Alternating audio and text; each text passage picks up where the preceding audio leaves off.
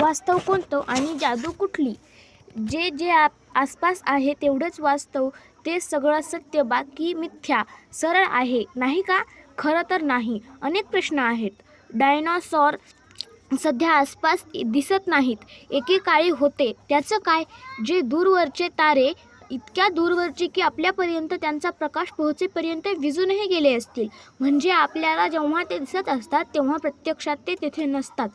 तारे आणि डायनॉसॉर जाऊ दे, पण आता इथे वास्तवाची जाणीव कशी होते आपल्याला? अर्थात डोळे, नाक, त्वचा, जीभ या पंचेंद्रियांमुळे. पाषाण आणि उंट, मृगधन आणि ताजी कॉफी, काटे आणि मखमल, धबधबा, कोसळणारा धबधबा आणि दारावरची मंजूळ बेल, साखर आणि मीठ, हे सगळं आपल्याला समजतं. ही तर पंचेंद्रियांची किमया. पण जेवढं पंचेंद्रियांना जाणवतं तेवढंच आहे का हे जग? दूरवरच्या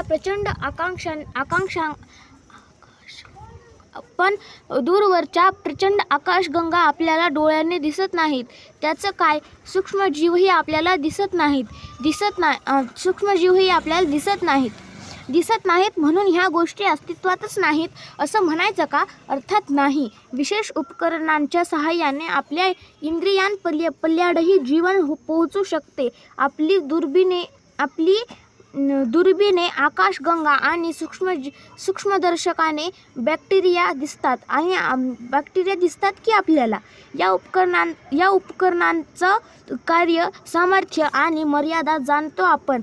त्यातून दिसलेली दृष्टी आडची लुभावणी सृष्टी, तारका, सूक्ष्मजीव प्रत्यक्षात आहेत अशी खात्री बाळगतो आपण. रेडिओ लहरीच काय त्या डोळ्यांना दिसतात? रेडिओ लहरींचं काय त्या डोळ्यांना दिसतात ना? त्या डोळ्यांना दिसतात ना, कानांना ऐकू येतात.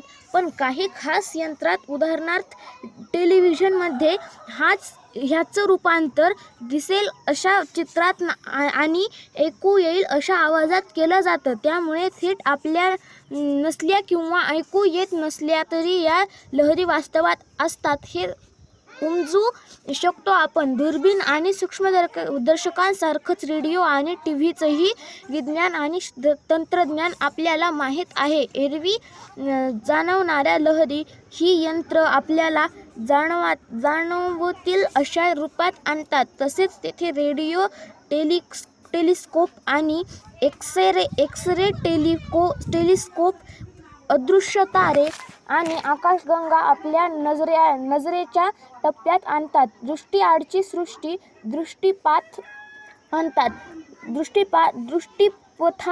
आणतात. आपला दृष्टिकोन विस्तारतो. पुन्हा डायनॉसॉरकडे वळूया. या ग्रहावर त्याचं राज्य होतं म्हणे एकेकाळी. पण कशावरून? आपण त्यांना ना पाहिलं ना ऐकलं, ना त्यांनी कधी आपल्यावर हल्ला केला. त्यांच्या जगात येणारं कालयंत्र वगैरे काही नाही आपल्याकडे. पण आपल्याकडे जीवाश्म आहेत. आपल्याला दिसतात. जीवाश्म म्हणजे गाडलेली मडीच, ती काही हलत नाहीत की काही बोलत नाहीत. पण हे जीवाश्म तयार कसे होतात ते आपल्याला माहीत आहे. त्यावरून कोट्यावधी वर्षापूर्वी काय घडलं याचा अंदाज आपण करू शकतो. पाणी आणि क्षार मड्यामध्ये झिरपतात.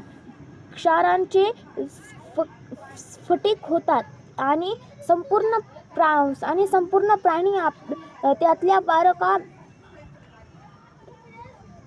बारकाव्यांसह आता दगडात चिरस्थायी होतो. त्याचा जीवाश्म तयार होतो. त्यामुळे आता दिवस नसले तरी डायनॉसॉर होते हे अशा अप्रत्यक्ष पुराव्यांनी समजू शकतं. पण हे पुरावे आपल्याला दिसतात, त्यांना स्पर्श करता येतो. म्हणजे पुन्हा पंचेंद्रिय आलीच. एका अर्थी दुर्बीण हे खरं तर एक कालप्रवास यंत्रच आहे. आपल्याला कोणतीही वस्तू दिसते म्हणजे त्यापासून येणारा प्रकाश आपल्या डोळ्यात शिरतो. पण प्रकाशाला यायला वेळ लागतो. समोरच्या मित्राकडे बघताना त्याच्या चेहऱ्याकडून येणारा प्रकाश तुमच्यापर्यंत पोहोचायला सूक्ष्मसा वेळ लागतो. हा जो काही सूक्ष्मसा वेळ लागतो तितक्या वेळापूर्वीचा चेहरा तुम्हाला दिसत असतो. आवाजाचा वेग प्रकाशाच्या वेगापेक्षा खूपच कमी आहे. म्हणूनच आपल्याला आकाशात आधी फटाकड्यांचा उजेड दिसतो आणि मग आवाज येतो. लांबवरच्या लाकूड तोड्याच्या कुऱ्हाडीचा घाव आधी पडलेला दिसतो आणि मग आघाताचा आवाज जरा वेगाने कानी पडतो. प्रकाशाचा वेग इतका प्रचंड आहे की सहसा घटना घडल्या क्षणीच आपल्याला दिसलेली आहे असंच आपण समजतो. पण दूरवरच्या ताऱ्यांकडून येणाऱ्या प्रकाशाचं काय? सूर्याचा प्रकाश आपल्यापर्यंत पोहोचायला 8 मिनिटं लागतात. म्हणजे उद्या सूर्याचा स्फोट झाला तर या सत्याची जाणीव होईपर्यंत मध्ये 8 मिनिटं गेली असतील. पण तोपर्यंत आपण संपलेले असू. सूर्यानंतर आपल्याला जवळचा तारा म्हणजे प्रॉक्सिमा सेंटॉरी ह्याच्यापासून येणारा उजेड आपल्यापर्यंत पोहोचायला 4 वर्ष लागतात. म्हणजेच हा आपल्यापासून 4 प्रकाश वर्ष दूर आहे.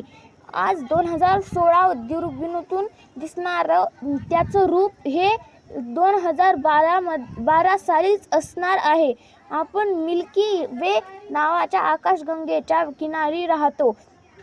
आकाशगंगा म्हणजे तारकांची पुंजके. आपल्या सगळ्यात नजीकची आकाशगंगा आहे अँड्रोमेडा 2.5 कोटी प्रकाश वर्ष दूर. म्हणजे आज इथून दिसणारी अँड्रोमेडची छबी ही तीच 2.5 कोटी वर्षांपूर्वी अवस्था आहे. तर म्हणजे काळयंत्रात बसून उलटा प्रवास केल्यासारखं आहे हे. सबब दुर्बिणीतून आपल्याला स्टीफनची पंचकडी नावाची एकमेकांशी टकरा घेणाऱ्या 5 आकाशगंगांची मालिका दिसते. 3.5 कोटी वर्षांनंतर 3.5 कोटी वर्ष अंतरावर आहे ही. आज जे आपल्याला दिसतंय ते तिथे 3.5 कोटी वर्षांपूर्वी घडलेलं होतं. तिथे जर कुणी परग्रहवासी आली असतील आणि जर त्यांच्याकडे शक्तिशाली दुर्बीण असेल आणि आज त्यांनी पृथ्वीकडे पाहिलं तर त्यांनाही आपण नाहीच दिसणार. त्यांना दिसतील 3.5 कोटी वर्षांपूर्वीचे आपले डायनासोर भाईबंद. या विश्वात अन्यत्र परग्रहवासी असतील का? कधी कुणी न ऐकले न पाहिले असे जीव परग्रहवासी हे सत्य मानायचं का मग ठाऊक नाही. पण अशा परग्रहावरील सृष्टीच्या काही खाणाखुणा जाणून आहोत आपण. त्यांच्याशी कधी संपर्क आलाच तर आपली पंचेंद्रिय सांगतील ते आपल्याला. कदाचित कुणीतरी येथून परग्रहावरचा जीवांचा वेध घेणारा दुर्बीण बनवेल किंवा रेडिओ टेलिस्कोपमधले संदेश हे निश्चितपणे परग्रहवासियांचेच आहेत हे सिद्ध होईल. आज जेवढं ज्ञात आहे तेवढंच सत्य आणि बाकी सारं मिथ्या असं काही नाही. अद्याप आपल्याला अज्ञात असंही बरंच काही आहे. तेही वास्तवच आहे की उद्या त्याचा शोध लागेल. दुर्बीण आणि रेडिओ टेलिस्कोपमुळे आपल्या इंद्रियांपल्याडचं जग ज्ञात झालं.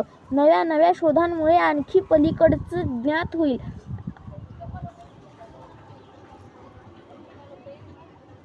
अणु होतेच. आपल्याला त्यांचा शोध अगदी अलीकडे लागला आणि आपल्या भावी पिढ्यांना आपल्यापेक्षा अणुबद्दल बरंच काही समजेल. हाच तो विज्ञानानंद. सतत नव्याचा नव्याचा शोध, नव्याने बोध. याचा अर्थ असा आहे की कोणाच्याही कुठल्याही लोणकड्या थापेवर आपण विश्वास ठेवावा. कल्पनेला मर्यादा नाहीत. प्रत्यक्षाहून प्रतिमा उत्कट. प्रत्यक्षात अशक्य कोटीतील अशा कितीतरी गोष्टी कल्पनेत असतात. पऱ्या आणि राक्षस, अप्सरा आणि खवीस. नव्या कल्पनांबद्दल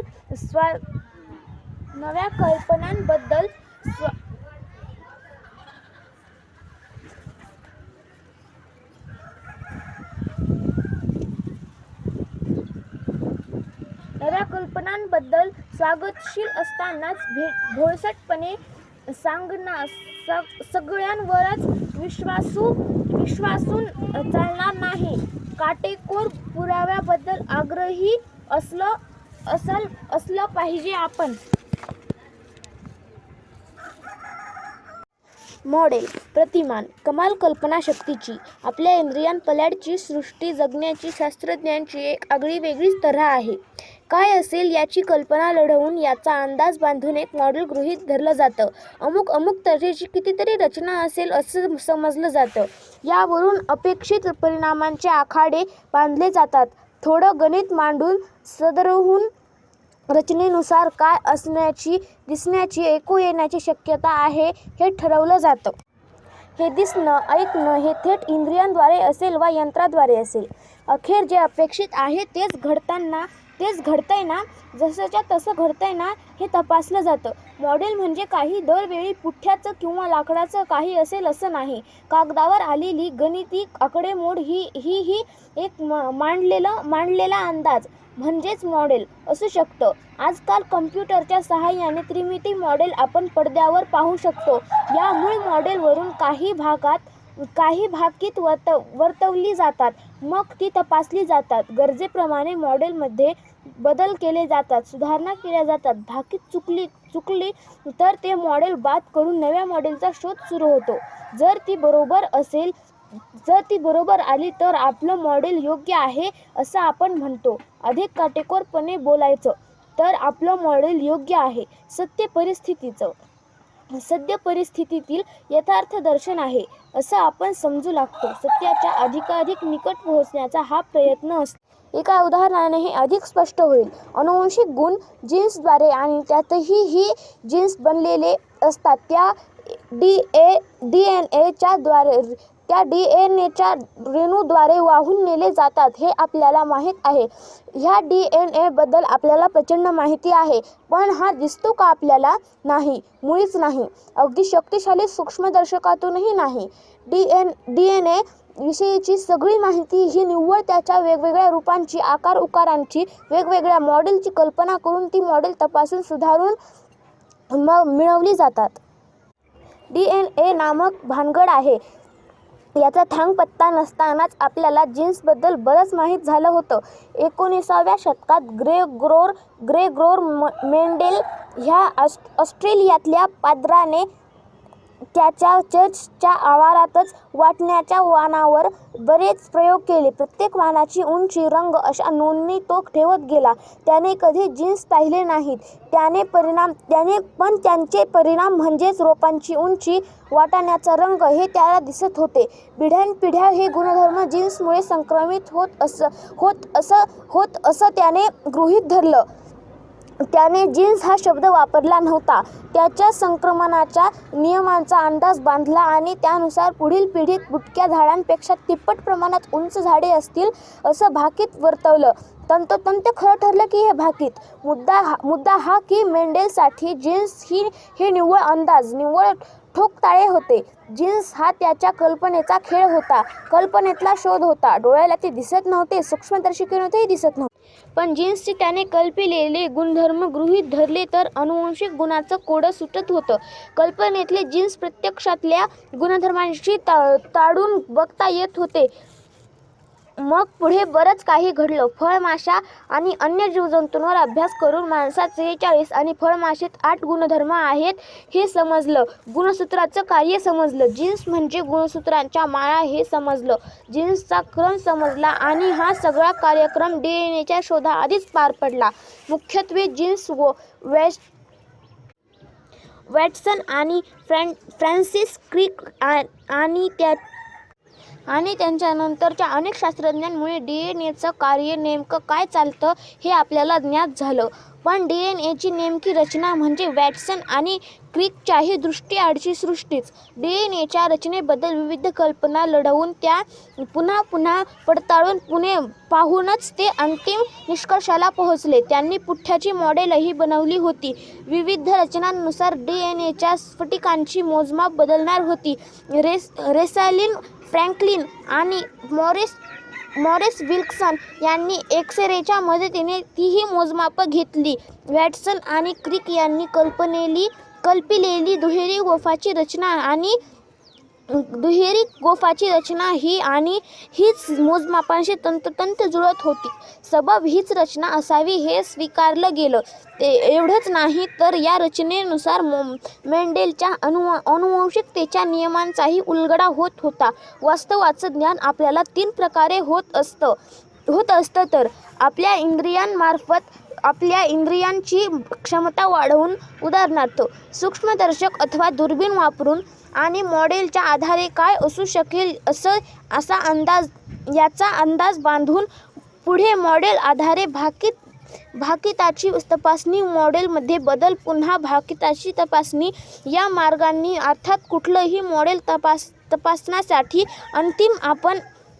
अंतिमतः आपण आपल्या ज्ञानेंद्रियावरच अवलंबून असतो. म्हणजे प्रत्यक्ष किंवा अप्रत्यक्षरित्या इंद्रियगोचरच आहे. विज्ञानाच्या मदतीने समजतं तेवढंच सत्य असतं का? असूया, आनंद, हर्ष, प्रेम हे सगळं झूट आहे का? छे भावभावना ह्या देखील अगदी खऱ्याखुऱ्याच असतात. मात्र याचं अस्तित्वही माणसाच्या मेंदूत असतं. माणसाच्या मेंदूत, कुत्र्याच्या, चिंपांझीच्या, व्हेलच्या अशा अन्य काही प्राणीमात्रांच्या मेंदूत. दगडाला कसल्या आल्या आहेत भावभावना? कसली असूया आणि कसला आनंद? डोंगराला कसली आली आहे प्रेम भावना? त्याच्या भावभावना अगदी सच्च्या असतात. पण मेंदू अस्तित्वात येण्यापूर्वी त्या अस्तित्वात नव्हत्या. दूर कुठल्या ज्ञात ग्रहावर कदाचित याहीपेक्षा संपूर्णतः वेगवेगळ्या भावना जागृत असलेली सृष्टी असेल. त्यांचे मेंदूही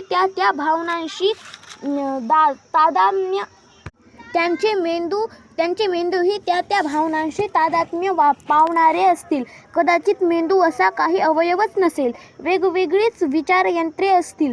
वेगळेच संवेदनग्रही अवयव असतील. वेगळाच काही मसला असेल तिथे. कुणी सांगावं? विज्ञान आणि अतिनैसर्गिक शक्ती, वैज्ञानिक उकल आणि तिचे शत्रू, सत्य आणि असत्य आणि सत्याचा शोध हा असा असतो. या पुस्तकातील अनेक विभाग हा एकेका सत्याबद्दल सांगेल. उदाहरणार्थ सूर्य, भूकंप, इंद्रधनुष्य, जैवविविधता. आता नावातल्या दुसऱ्या शब्दाबद्दल जाणू. जादू हा जरा निसरडा शब्द आहे. जादू हा शब्द 3 अर्थांनी वापरला जाऊ शकतो. या तिन्हीतील भेद आपण समजून घेऊया. अतिनैसर्गिक शक्ती म्हणजे जादू हा झाला पहिला अर्थ. स्टेजवर जादूगार दाखवतो तीही जादू आणि काव्यात्मक अर्थानेही जादुई असा शब्द वापरला जातोच की पुस्तकाच्या नावात हाच काव्यात्मक अर्थ अभिप्रेत आहे. अतिनैसर्गिक शक्ती आपल्याला मिथककथांमध्ये, परीकथांमध्ये भेटतात. पौराणिक आणि धार्मिक कथांमध्येही चमत्कार असतात. पण त्याबद्दल शेवटच्या प्रकरणात बघूया. अल्लाउद्दीनचा दिवा काय? जादूची कांडी काय? हॅरी पॉटरची जादूची शाळा काय? चुंबन घेताच राजपुत्र होणारा बेडकापासून ते जादुई कांडी फिरवताच लखलखीत बग्गी होणाऱ्या भोपळ्यापर्यंत बालपणापासून या कथा आपली सोबत करत आहेत. कल्पनेतल्या त्या राजाचा फेरफटका मारायला आजही मजा येते. हे सगळं खोटं आहे, निव्वळ कल्पनाविलास आहे हे माहीत असूनही स्टेजवरती जर डोळ्यादेखत जादू घडते हो, किंवा असं काहीतरी घडवलं जातं की पाहणाऱ्याला वाटावं जादू झाली. जादूगारणी का नसतात कोण जाणे. आपल्याला हातोहात बनवतात, शक्य अशक्य कितीतरीही करून दाखवतात. अप्रत्यक्ष काहीतरी भलतंच घडत असतं, पण देखावा असा मांडला जातो की वाटावं कोण काय निघतं. बेडकाचा राजपुत्र होणे इतकंच हेही अशक्य. एक चालाखी असते यात.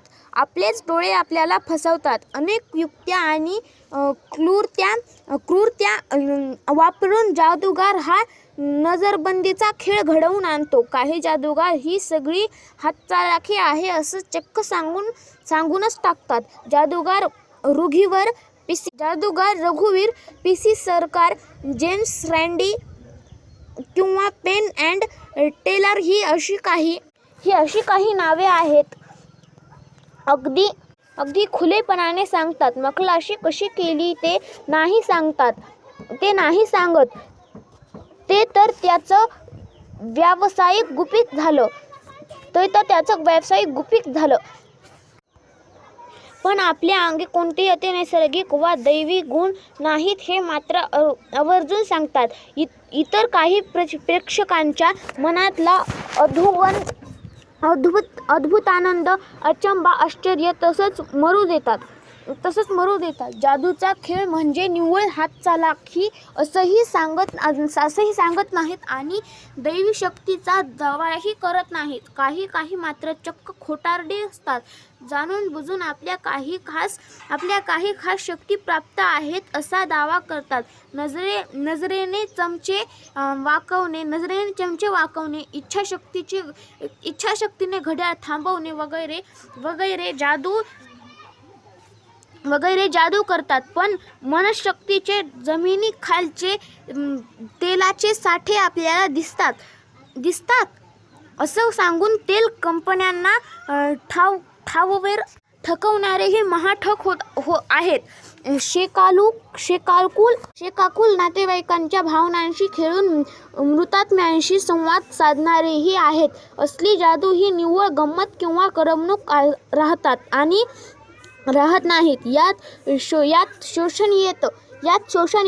अडल्या नडल्याकडून पैसे उकळणं येतं. मढ्याच्या टाळूवरचं लोणी खाण्याचा प्रकार हा. यात बरेचसे भोंदू असले तरी काहींना मनापासून असं वाटतं की ते मृतात्म्यांशी बोलत आहेत. जादूचा तिसरा अर्थ काव्यात्मक अर्थाने जादू हा ह्या पुस्तकाच्या नावात अभिप्रेत असलेला अर्थ आहे. स्वर्गीय संगीत आपल्या डोळ्यात अक्षरशः पाणी आणतं. आपण म्हणतो काय जादुई स्वर आहे हे. काळोखाच्या रात्री आभाळातील चांदण्याची पखरण दृष्टीस पडल्यास आपला श्वास रोखला जातो. आपल्याला भूल पडते जणू सप्तरंगांची उधळण करणाऱ्या सूर्यास्ताची. उत्तुंग हिमालयाची लखलखणारी शिखरं, वळणदार अवचित स्वागताला समोर ठाकलेले इंद्रधनुष्य हे सारं काही आपल्याला अशीच जादुई अनुभूती देतं. इथे जादू म्हणजे अनुभव, अंगावर शहारा आणणारं, जगण्याचा तो क्षण मोहरून टाकणार विज्ञानाच्या आधारे गवसलेलं सत्य हे असंच विलक्षण जादुई असतं. अंगावर शहारा आणणारं असतं, तरल काव्यात्मक असतं हे दाखवून देण्याचा या विज्ञानानंद तुम्हाला शारीरिक करून घेण्याचा, सामील करून घेण्याचा खेळ. हे खेळ मी इथे पानी मांडला आहे. अतिनैसर्गिक शक्ती आणि अतिनैसर्गिक कल्पना आपल्याला विश्वासच यथार्थ ज्ञान कधीच घडवत नाहीत. याबाबत ह्या कल्पना अगदीच कुचकामी असतात. कोणत्याही घटनेला कोणी अतिनैसर्गिक कारण जोडलं म्हणजे त्या मागचं कारण समजलेलंच नाही असं खुशाल समजावं. शिवाय कायदा कारण चिकटवलं की पुढे योग्य करणाराच शोधही थांबतो. हा तर मोठाच तोटा आहे. शोध का थांबतो? कारण एकदा एखाद्या गोष्टीमागे अतिनैसर्गिक कारण आहे असा शिक्का मारला की साहजिकच ते निसर्गविज्ञानाच्या कक्षेबाहेर ढकलली जाते. कित्येक अग्निदिव्यातून तावून सलाखून निघालेली आजच्या कित्येक सुखांची मलाधार ठरलेली 400 वर्षांची छोटीशी पण देदीप्यमान परंपरा असलेली वैज्ञानिक पद्धती कुचकामी ठरली जाते. सध्या तर कारण आम्हाला माहीत नाही, पण पुढे कधीच त्याचा उलगडा होऊ शकणार नाही. सबब प्रयत्न व्यर्थ आहे, करून सुद्धा नका, असंच बजावण्यासारखं आहे हे. विज्ञान ह्याच्याबरोबर उलटा मार्ग निवडतं. सर्व काही समजलं नाहीये हे मुळी मान्यच नसतं विज्ञानाला. मग ही जाणीव जीवाला शोधावी लागते. प्रश्न विचारले जातात, नवी मॉडेल्स कल्पली जातात, तपासली जातात. पावलापावलाने सत्याच्या अधिकाधिक निकट जाण्याचा हा विज्ञानाचा मार्ग. ज्ञात विज्ञानाला अज्ञात त्याविरोधी काही सापडलं तर ती एक संधी आहे असं आव्हान आहे असं वैज्ञानिक मत म्हणतं. मग आहे ते मॉडेल नाकारलं तरी जातं किंवा त्यात योग्य ते बदल केले जातात. अशा किंचित सुधारणांमुळेच आपण पायरीने पण निश्चितपणे सत्याच्या नजीक पोहोचतो.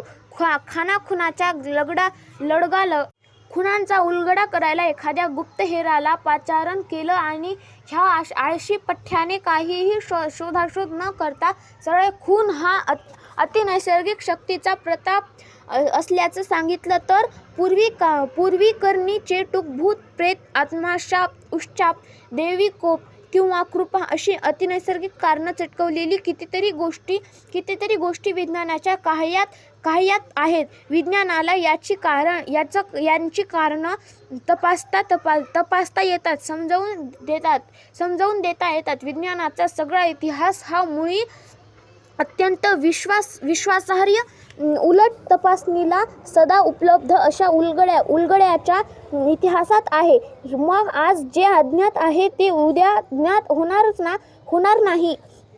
होणारच नाही असं समजण्याचं कारणच काही ज्वालामुखी, भूकंप, साथीचे रोग या दैवी कोपांची आणि प्रकोपांची कारणं समजलीच ना, तसा अन्यही काजळ कोपऱ्यात विज्ञानाचा उजेड पडेल. बेडकाची पप्पी घेऊन त्याचा राजपुत्र होत नाही आणि भोपळ्यातून अचानक राजेशाही बगीही होत नाही. हे मान्य असतं सगळ्यांना, पण असं का नाही होऊ शकत असा कधी विचार केलाय आपण? अनेक पद्धतींनी हे समजावून सांगता येईल, पण माझी आवडती पद्धत ही बेडूक हा किंवा बग्गी हा. बेडूक काय आणि बग्गी काय? अतिशय गुंतागुंतीची रचना असते त्यांची. कितीतरी छोटे भाग आणि त्यांची अत्यंत गुंतागुंतीची जोडणी असं केवळ अपघाताने किंवा जादूची कांडी फिरवून घडू शकत नाही. बेडूक किंवा बग्गी सारख्या क्लिष्ट रचना घडवणं हे कौशल्याचंच काम. बग्गी बनवायला अनेक सुटे भाग हवेत. ते नीट एकत्र करायला हवेत. येथे पाहिजे जातीचे येऱ्या गबाऱ्याचे काम नव्हे. येथे कसबी सुतार हवा, अन्यही कारिगार हवेत. कलाकामानंतर आला मंतर, कोला मंतर, छू म्हणून बग्गी घडत नाही. चाक आहेत, बाक आहेत, दार आहेत, खिडक्या आहेत, स्प्रिंग आहेत, गुबगुबीत गाद्या आहेत आणि या साऱ्यांची विशिष्ट रचना आहे. गुंतागुंतीच्या रचनेची फट म्हणता साधी रचना करता येईल. परिराणीच्या जादूच्या काडीऐवजी मशाल फिरवताच बग्गीची पाहता राख होईल. कशाचीही राख करणं सोपं, पण राखेतून किंवा भोपळ्यातून बग्गी अशक्य. कारण बग्गीची कितीतरी गुंतागुंतीची आणि प्रवासाला राजेशी ठरेल अशी हेतुपूस रससर केली आपण परिणामांची काम थोडं सोपं करूया. तिला भोपळ्याऐवजी बग्गीचे सगळे सुट्टे भाग वापरण्याची मुभा देऊ. समजा सगळे भाग एका खोक्यात ठेवले आहेत. फळ्या, सळ्या, काचा, फोम, रेक्झिन, मखमल, खेळे, स्क्रू वगैरे. आपण बग्गी बनवा नावाच्या खेळाचा सेटच जणू. आता सूचना वाचून त्या बरहुकूम ते नीट जुळण्याऐवजी परीने ते सगळे एका प्रचंड पोतडीत घालून नुसते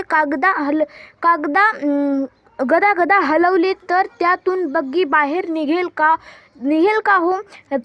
चाकाच्या जागी चाक आणि बाकाच्या जागी बाक येईल? अर्थातच नाही. का? कारण हे वेगवेगळे भाग अनंत प्रकारे जुळवता येतील. हे वापरून अनंत प्रकारचे ढिगारे रचता येतील. पण त्यातून बग्गी सोडताच कोणतीही उपयोगी रचना आपोआप होणे नाही. ही ढगात क्वचित एखाद्या वेळी काहीतरी ओळखीचं डिझाईन दिसेल, पण क्वचित, अगदी क्वचित. बहुतेकदा भंगारचा ढीग शोभेल असं कितीतरी बाहेर निघेल. हे सुटे भाग कोट्यावधी तऱ्हांनी जुळवता येतील आणि कोट्यावधी तऱ्हांनी पुन्हा त्यांना ढीग बनवता येईल. दरवेळी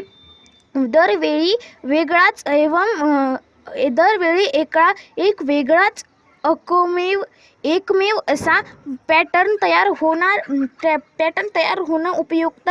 असा काही पॅटर्न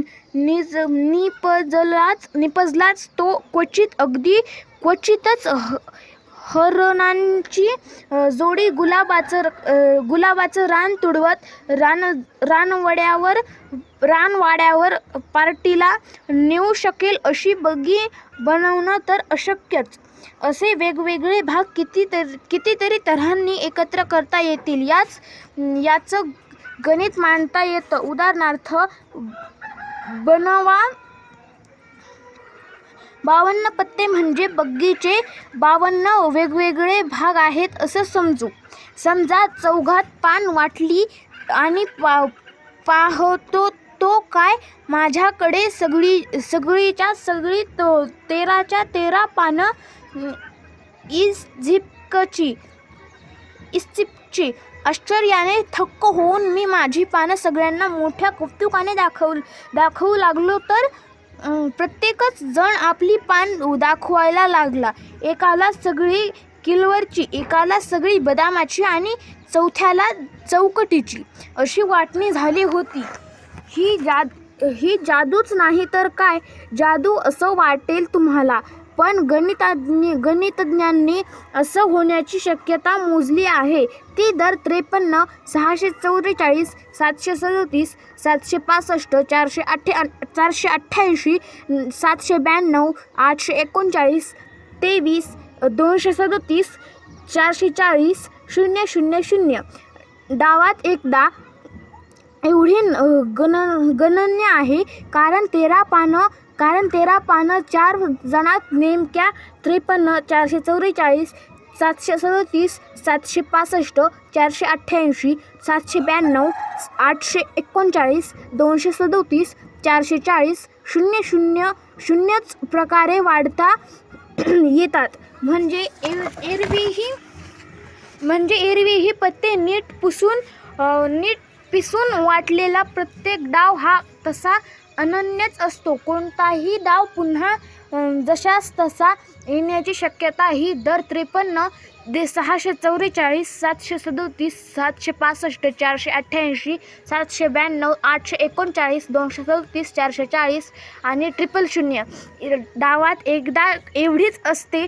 पण पान कशीही वाटली गेली असल्यामुळे आपल्याला त्याचं काही अश्रूपच नसतं. प्रत्येकाला एकाच प्रकारची पानं वाटली जाणं यात आपल्याला एक संगती दिसते आणि आपल्याला अचंबा वाटतो. जी गोष्ट बग्गीची तीच बेडकाचा राजपुत्र होण्याची. अगदी निर्दयीपणे बेडकाच्या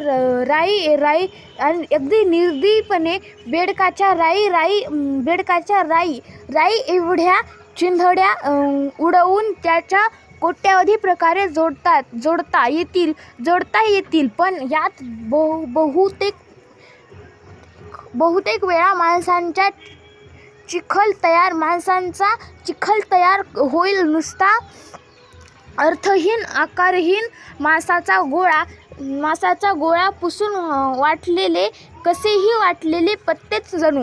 ह्यात अगदी मोजक्याच वेळा हा गोळा कशासारखा तरी दिसेल. यात काहीतरी आकार उकार भासेल. पण त्यातून राजपुत्र होणं असंभव. भोपळ्यातून अचानक राजेशाही बग्गी निघत नाही आणि बेडकाची पप्पी घेऊन त्याचा राजपुत्रही होत नाही. कारण ह्यांचे सुटे भाग अतिशय योजनाबद्ध पद्धतीने गुंफलेले असतात. अनंत शक्यतांपैकी ही एक अनन्य अशी शक्यता असते. आपल्या आजूबाजूच्या प्रत्येक सजीव, प्रत्येक पशु, प्रत्येक पक्षी, प्रत्येक झाड आणि आपणही आधी अत्यंत साधी रचना असणाऱ्या सजीवांपासून उत्क्रांत झालो आहोत. म्हणजे मग उत्क्रांती म्हणजे जादूचा खेळ किंवा जादूगारच आहे एक प्रकारचा? नाही, अजिबात नाही. हा शुद्ध गैरसमज आहे. सभोवतालची जीवसृष्टी म्हणजे चान्स किंवा लक किंवा जादू नाही. जादूही मात्र खास आहे. विस्मयकारक तर आहेच आहे. उत्क्रांतीची संथ जादूची कांडी फिरवून जटिल रचना असणाऱ्या एका सजीवाचे रूपांतर जटिल रचना असणाऱ्या दुसऱ्या जीवामध्ये होत नाही. हे निव्वळ परिकथेतच शक्य आहे, प्रत्यक्षात नाही. मग ही सगळी जटिल रचनेची जीवसृष्टी उद्भवली कशी? बेडूक आणि सिंह, वड आणि वानर, राजपुत्र आणि भोपळे, तुम्ही आणि आम्ही आलो हे कसे अस्तित्वात? शतानुशतके ह्या प्रश्नाचं नेमकं उत्तर कुणालाच ठाऊक नव्हतं. पण त्याबद्दल लोकांनी अनेक सुंदर कल्पना लढवल्या, कथा रचल्या. शेवटी 19व्या शतकात ते कोडं सोडवलं. विज्ञान महर्षी चार्ल्स डार्विनने अगदी भन्नाट उत्तर दिलं. त्याने कोड्याचं या प्रकरणाच्या उरलेल्या भागात हे उत्तर काय होतं हे आपण थोडक्यात बघूया. इथे कल्पना डार्विनची असली तरी शब्द माझे आहेत. डार्विनने हे सगळं वेगवेगळ्या शब्दात सांगितलं आहे. क्लिष्ट रचना असलेली जीव आपण म्हणा, महाकाय सागरी म्हणा, महाकाय मगरी म्हणा किंवा कोबीची गड्डे म्हणा, आता आहेतच तसे एका झटक्यात आहे त्या रूपात अवतरलेलेच नाहीत. अत्यंत संथपणे टप्प्याटप्प्याने मूळ रचनेपासून इवली फारकत घेत आजही या रचना घडलेली आहेत. कल्पना करा की तुम्ही लंबूडांग्या बेडूक हवा आहे.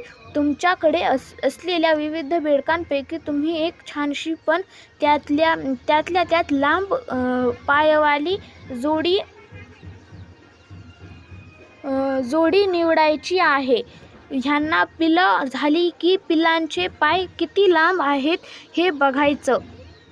पुन्हा एकदा ह्या पिढीतली त्यातल्या त्यात लंबूडांग जोडी घ्यायची आणि त्यांना पिलं होऊ द्यायची. लांड्या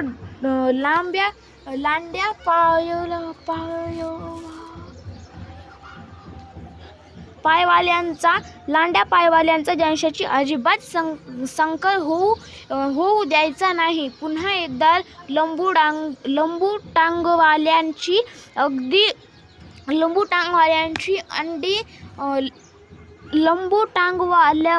लंबूटांगवालेच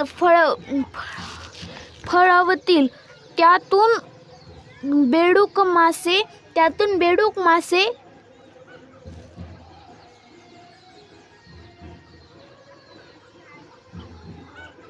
त्यातून बेडूक मासे निर्माण होतील. त्यांचेही बेडूक होतील. त्यांना पाय फुटतील. पुन्हा एका लंबूटांगवाल्यांचा संकर लंबूटांगवाल्यांशी करा. साधारण 10 पिढ्यांनंतर असं लक्षात येईल की बेडकांच्या पायांची लांबी आता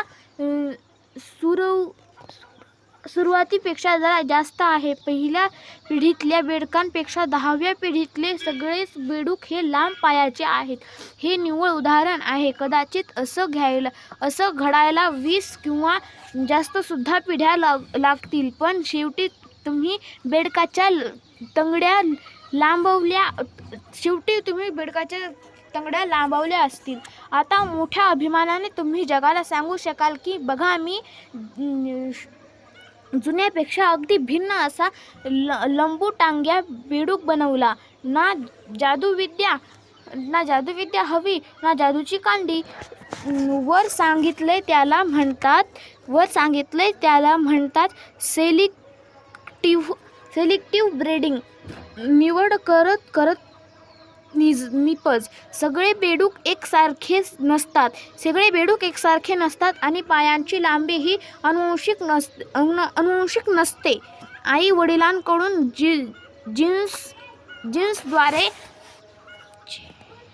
जीन्सद्वारे आपल्या आपत्याला मिळते. तेव्हा आई बाबा कोण हे दरवेळी निवडून आपण नवाच बेडूक निर्माण केला नाही का?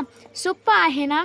हे तर काहीच नाही. इथे आपण फक्त लांड्या टांग्याच्या बेडकांचे लंबूटांग बेडूक केले. पण समजा मुळात बेडूक न वापरता अन्य कुठल्या प्राण्यांपासून बेडूक तयार केला तर? समजा पानसरडा घेतला. नाव सरडा असलं तरी ते अन्य सरड्यांसारखे नाहीत. हे बेडकांचेच उभयचर भाईबंध आहेत. ह्यांचे पाय बेडकापेक्षा लांडे असतात. त्यामुळे हे उड्या मारत नाहीत, चालतात. लांब शेपूट असतं त्यांना आणि शरीर बेडकापेक्षा खूपच निमुळतं आणि लांबूड असतं. आता पानसरड्यांपैकी त्यातल्या त्यात बेडकासारखे पानसरडे घ्यायचे आणि पिल्लांमधले पानसरड्यांपैकी त्यातल्या त्यात बेडकासारखे पानसरडे घ्यायचे. त्यांच्या पिल्लांमधले पुन्हा त्यातल्या त्यात बेडकासारखे पानसरडे घ्यायचे. इतरांना प्रजननाला मज्जाव करायचा. असं कोट्यानुकोटी निव्वळ लांब पायाचे आखूड शेपटाचे जरा बेडकासारखे आई बाबा निवडायचे. दरवेळी निव्वळ त्यांच्याच संकर होईल असं बघायचं. होत अंतिमतः तुम्ही बेडूक निर्माण करू शकता. बदल अगदी कळत नकळत घडत राहतील. कुठल्याच पिढीत तुम्हाला नाट्यमय बदल दिसणार नाही. सगळीच प्रजा आपापल्या आई बाबांसारखी निपजेल. पण काही पिढ्यांनंतर शेपूट थोडं आखूड असेल आणि पाय थोडे लांब असतील. पाय पुरेसे लांब झाले की एखाद्या पानसरडा त्या लांबलचक पायांचा उपयोग करून सरपटण्याऐवजी टुणूकन उडी मारता येईल हो. वरच्या सगळ्या वर्णनात आई कोण आणि बाबा कोण हे ठरवणारे आपण होतो. एका विशिष्ट पूर्वनिश्चित दिशेने हे पिढ्यानुपिढ्यातील बदल व्हावेत म्हणून ती दिशा आपण ठरवली होती. अधिक दाणे देणारी वाण, अधिक दुभत्या गाई, रोगप्रतिकारक शक्ती असलेली पिकं, असं सगळं याच तंत्राने आपले शेतकरी करतच आलेले आहेत. पिढ्यानुपिढ्या करत आलेले आहेत. डार्विनने मात्र आपल्यासारख्या कोणी करता करविता नसतानाही निसर्गात हे आपोआप होतं ही जाण दिली. निसर्गातल्या अनेक घटनांमुळे काही प्रजा ही पुढील पिढी जन्माला घालण्याआधीच मरून जाईल. काही मात्र प्रजनन होण्यापर्यंत तगून राहतील. ते तगतात. त्यांचीच गुणवैशिष्ट्ये पुढच्या पिढीत संक्रमित होतात. ते तगण्यासाठी लागणारे गुणधर्म असतात तेच तेवढे तगतात. पानसरडे असो वा बेडूक, साप असो वा विंचू, जगायला अधिक उपयुक्त असा गुणांनी युक्त अशी काही प्रजा असणार. उदाहरणार्थ काही जीवांना जगण्याच्या गुणांनी युक्त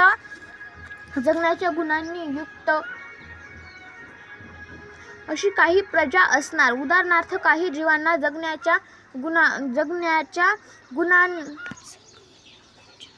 जगण्याच्या स्पर्धेत लांब पाय उपयुक्त असतात. बेडकांना किड्यांवर झोपायला, किड्यांना बेडकापासून निसटायला,